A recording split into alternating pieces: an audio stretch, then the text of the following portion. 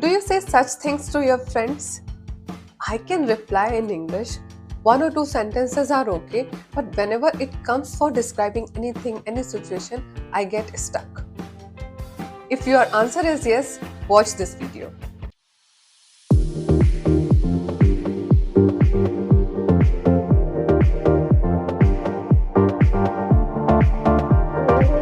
Hi guys, welcome back to our channel Fluent English 1-to-1. I'm Purnima. I consider myself as a lifelong learner of this language and I'm co-building Fluent English 1-to-1.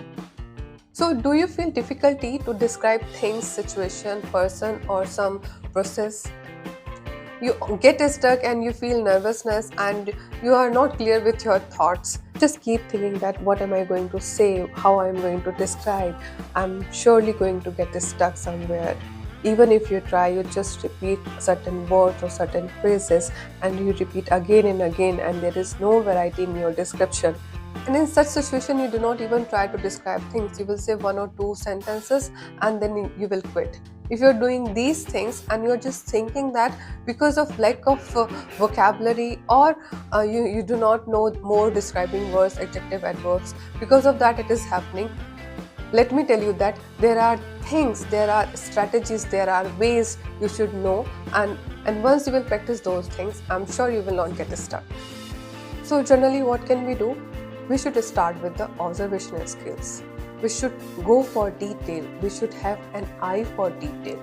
Okay? We should think about the situation or thing and then we can talk about it. Then we can bring variety in sentence structures. We generally speak in affirmative structure like positive sentences, but if required, you can bring negative sentences also and interrogative sentences also. And you should be aware about the context and the setting in which context you are talking about.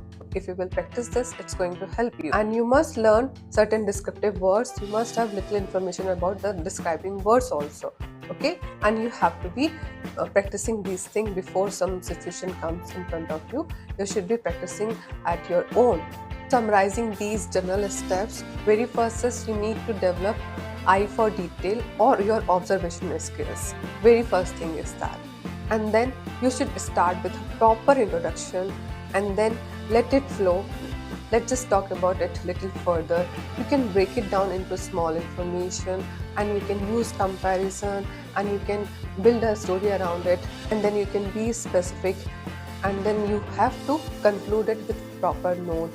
When we talk about the sentences, then you have to bring variety in sentence structure, affirmative, negative and interrogative. Utilize these all three forms and then ask for feedback from the listener. If you're following these steps, you will not get stuck.